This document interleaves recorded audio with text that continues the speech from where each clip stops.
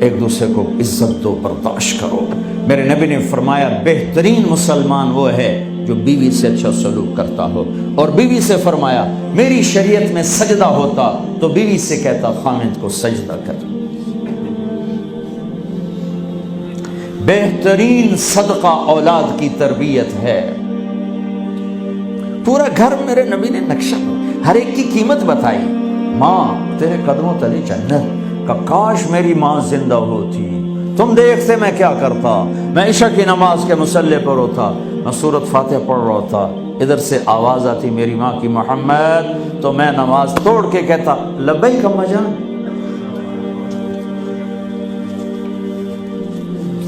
باپ کا تیرے جنت کا دروازہ ہے، باپ تیری جنت کا دروازہ ہے، کھولنا توڑنا نہیں، کھولنا توڑنا نہیں، توڑ لیا تو جنت میں نہ جا سکو گے۔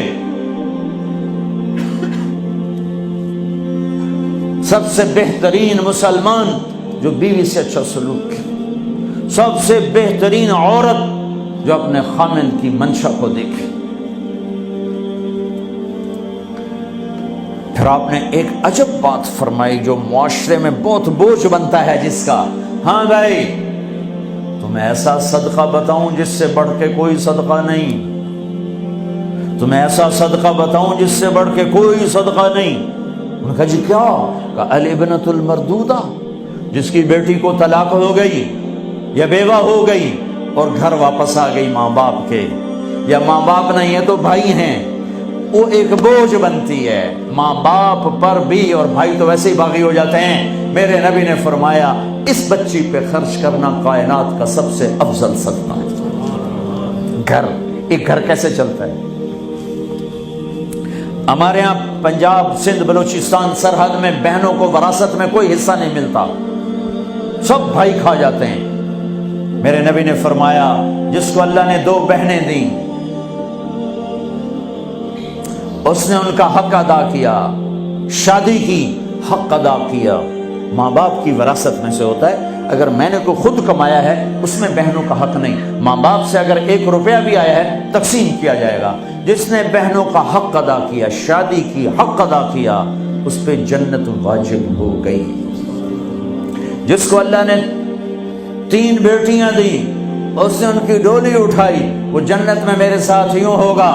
ایک بولے، اگر 2 ہوں، کہ جس نے 2 بیٹیوں کی شادی کی وہ بھی ایسے ہوگا۔ اللہ بھلا کرے۔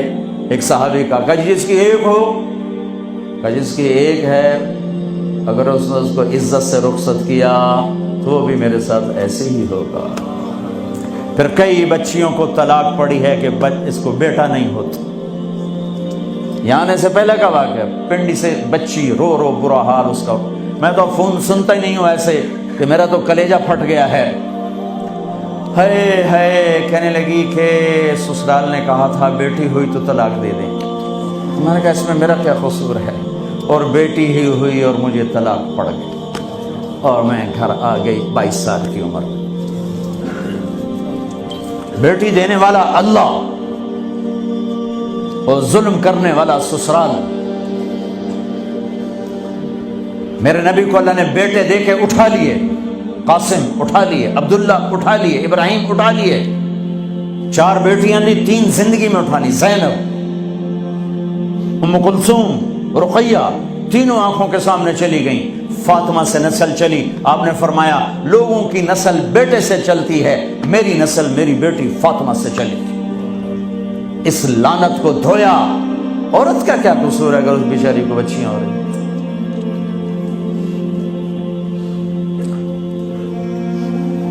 جس نے اپنی بہنوں کو حق ادا کیا، جس نے بیٹیوں کو ڈولے میں بٹھایا، ان کا حق ادا کیا، کہ جنت میں یوں ہو جائے گا۔ بہنوں کو دینا اتنا ضروری ہے، حرام ہو جاتی ہے روٹی۔ میں نے مولانا جمشید صاحب میرے استاد ہیں، میں نے ان سے تفسیر پڑھی۔ میں ایک دن شہد کی بوتل لے کر گیا، پرانی بات ہے 76-77۔ میں نے کہا حضرت یہ ہدیہ ہے۔ فرمایا کہاں سے لائے ہو؟ میں نے کہا میرے اپنے باپ کا ہے۔ فرمایا تیرے باپ نے اپنی بہنوں کو، تیرے باپ نے اپنی بہن یعنی میری پھوپھیوں کو، تیرے باپ نے اپنی بہنوں کو زمین میں سے حصہ دیا تھا؟